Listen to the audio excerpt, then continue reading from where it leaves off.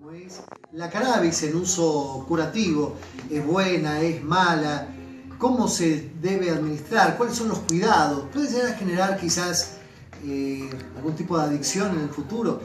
El que lo entienda el tema es seguramente mi amigo, el doctor Facundo Frisia. Facundo, ¿qué tal? ¿Cómo estás? Pero muy buenos días. Jorge, muy buenos días, ¿cómo estás? Bueno, escuchaste la pregunta, ¿no? Sí. Y pusimos reggae así de fondo porque es un poco la música jamaiquina por excelencia, pero creo que son pocas las sustancias que son tan controvertidas, ¿no? De repente algunos dicen que es maravillosa y hacen marchas y todo para que se pueda legalizar. Inclusive en otros países para uso medicinal dicen que es lo mejor, por ejemplo, para la presión ocular. Pero otros dicen no, que es muy peligrosa, que te genera graves inconvenientes a nivel neuronal e inclusive hasta te puede llegar a generar esto que también es más que complicado, que tiene que ver con la adicción a un fármaco, ¿verdad? En este caso sería un psicofármaco. A ver, lo ubiquemos primero, ¿dónde está ubicada esto de la cannabis, querido amigo Facundo? Sí, la podemos tomar como psicofármaco porque afecta todos los neurotransmisores del sistema nervioso. Ni todo lo bueno es bueno, ni todo lo malo es malo. Todo en su justa medida y bueno, ahí vamos a tener que discutir y obviamente despojarnos de de todas esas ideas medio raras que tenemos. En ciertas enfermedades, en ciertas patologías y pacientes muy específicos, inclusive llega a ser el único tratamiento efectivo. Nos está dando muy buenos resultados, cuando hablo en plural me refiero a todos los neurólogos en Norteamérica, con el tratamiento de algunas epilepsias refractarias en niños. Nos está dando un muy buen efecto, sobre todo lo que es cáncer, el tratamiento del dolor en el cáncer, todo lo que es la presión ocular, el dolor intenso que produce esa presión ocular. Y bueno, justamente vamos a intentar ver que pueda funcionar mejor. Bien, nosotros entendemos que la situación es más que compleja, querido amigo, pero la pregunta es esta, la pregunta del millón.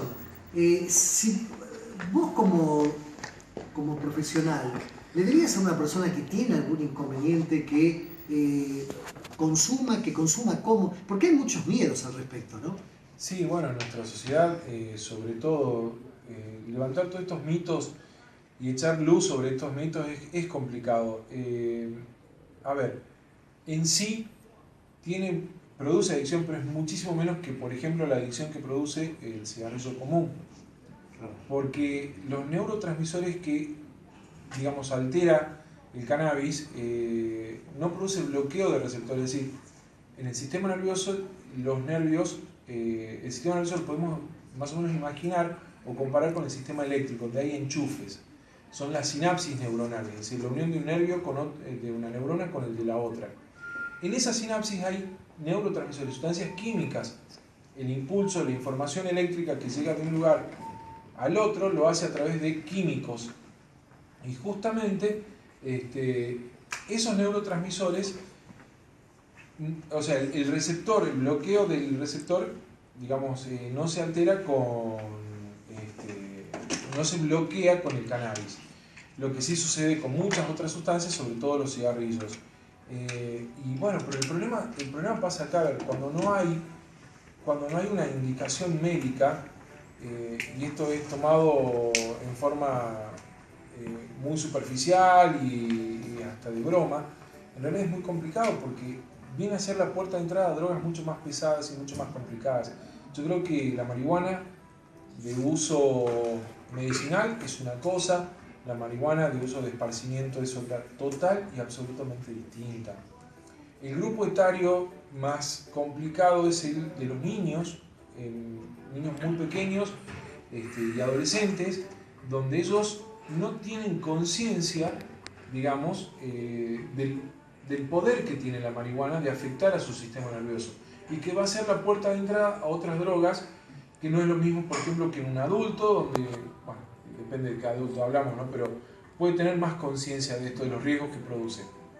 Así que la marihuana, uso médico, uso medicinal, en situaciones muy específicas, yo creo que va a ser una herramienta más que importante, yo creo que tenemos que empezar a discutir esto seriamente para ver a futuro qué podemos hacer, porque además tiene muy pocas reacciones adversas físicas, los pacientes la toleran muy bien, a distintos, por ejemplo, medicamentos anticancerígenos, medicamentos para las migrañas, para los glaucomas, es mucho mejor adaptada en el cuerpo, pero bueno, como repito, o sea, tengo que repetirlo, es decir, tiene que haber una indicación médica, tiene que haber un origen, un problema que pueda ser solucionado y no tomado como algo muy superficial y para esparcimiento, ¿no?